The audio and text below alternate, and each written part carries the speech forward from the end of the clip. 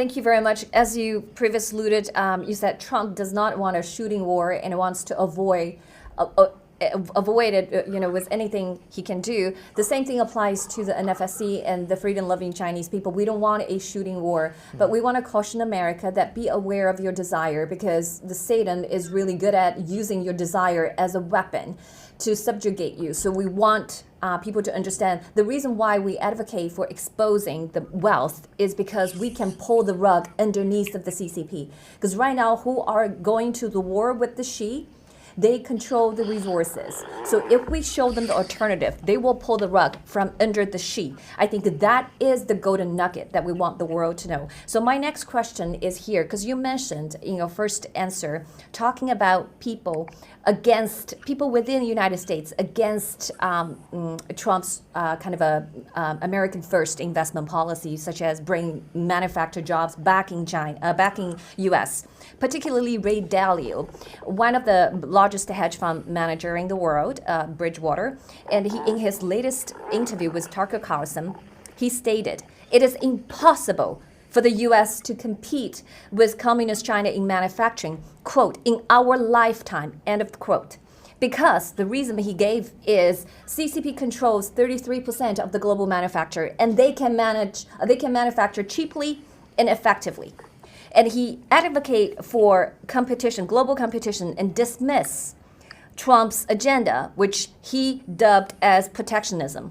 So I wanted to ask you, so how will Trump and his crew tackle the resistance? And like people from Ray Dalio, because he's not alone, from within the United States in his second term?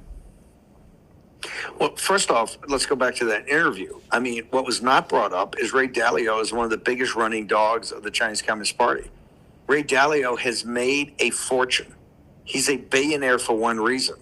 He's one of the leading private equity folks that took American factories and put them into China with the slave labor allowed by Xi and made a fortune. That's his business model. He's always going to protect the Chinese Communist Party because they're his paymasters. He's a running dog for the CCP, and what he said right there is patently untrue.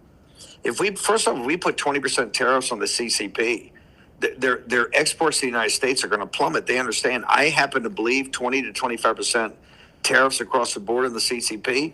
The country's bankrupt. The CCP's bankrupt in 6 months. I actually think it's the best chance we may ever have of overthrowing them with Lao Beijing, because they're about to collapse. They're highly leveraged. The economy's underperforming, right? A lot of people are restricting exports now, given what they know is the rapacious nature of the Chinese Communist Party. So no, I think it's very powerful, and I think what Ray Dalio says is exactly wrong.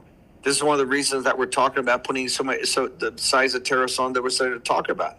It's to bring jobs back.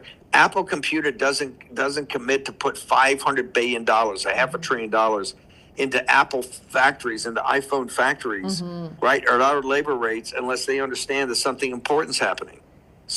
Taiwan Semiconductor, it's not simply about a potential coming war in the South China Sea or the Straits of Taiwan. It's also the fact that they understand that tariffs are coming to the United States, and they want to be inside the gate before they get installed. Because remember, you're not going to have to pay any tariff at all if you manufacture here. So there's almost $1 trillion has come back, even from when President Trump announced, or when he had the inauguration. So I think Ray Dalio's mindset, for your audience, people that say we're strategic competitors are misleading you. And they always lead you down a path of wrong action. We are not strategic competitors to the Chinese Communist Party. Chinese Communist Party has to be eradicated.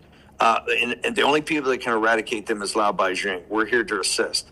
But you can't have any accommodation with the Chinese Communist Party. And to me, we should have immediate decoupling.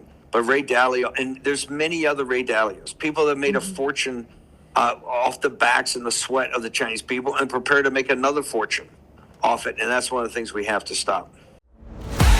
Sign up for free and be part of the movement. It isn't just an app. It isn't just a social media platform. It's a community. Download Getter right now.